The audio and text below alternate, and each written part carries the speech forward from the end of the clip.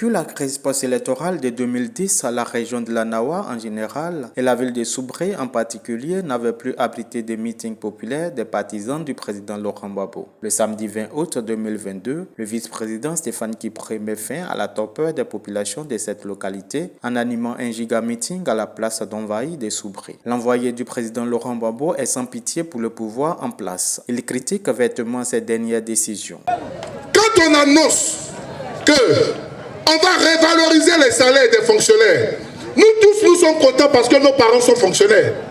Mais les fonctionnaires ne sont que 300 000 en Côte d'Ivoire. Alors qu'en Côte d'Ivoire, nous sommes plus de 25 millions d'habitants. Mais quand tu as annoncé pour les 300 000 et les autres habitants, nous on fait quoi? Nous tous, nous n'avons pas la chance d'être fonctionnaires.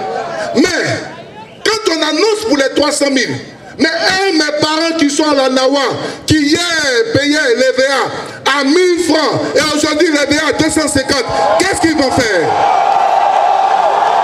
Quelles sont les mesures? Lorsque on augmente aujourd'hui le salaire, c'est bien. On dit l'allocation de logement, c'est bien, on a augmenté.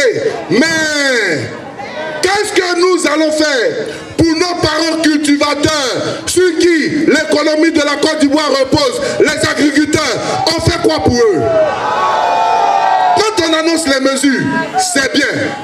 Mais qu'est-ce que nous devons faire pour tous ces étudiants qui sont dans les universités et quand ils sortent, le seul travail qu'ils ont, c'est d'attraper des pancartes pour dire les docteurs sont en grève. Qu'est-ce que nous faisons?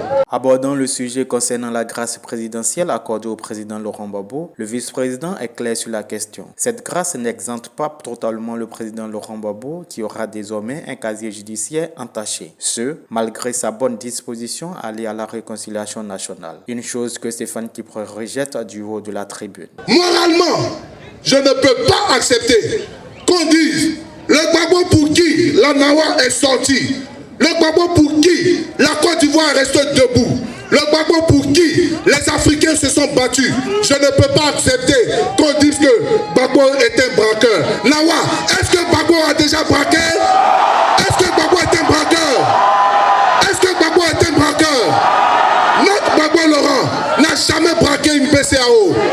Même la BCAO n'a jamais porté plainte.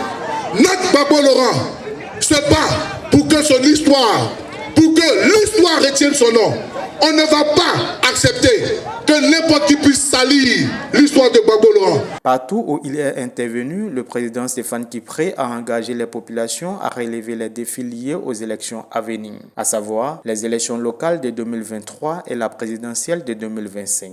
Selon le vice-président en charge de l'implantation, cela passe par le vote massif, d'où la nécessité d'avoir sa carte nationale d'identité, qui est un document indispensable au vote. Il faut que, en 2023, on puisse rétablir la vérité électorale en Côte d'Ivoire.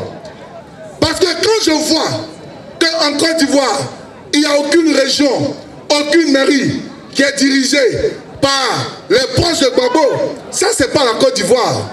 Voilà pourquoi, en 2023, on verra qui est qui dans ce pays-là. En 2023, on verra à qui les Ivoiriens se sont attachés. En 2023, on va juger la politique de décentralisation. Voilà pourquoi nous disons, il faut qu'on ait nos papiers pour aller nous enrôler et pour aller voter. Il faut qu'on puisse avoir nos papiers.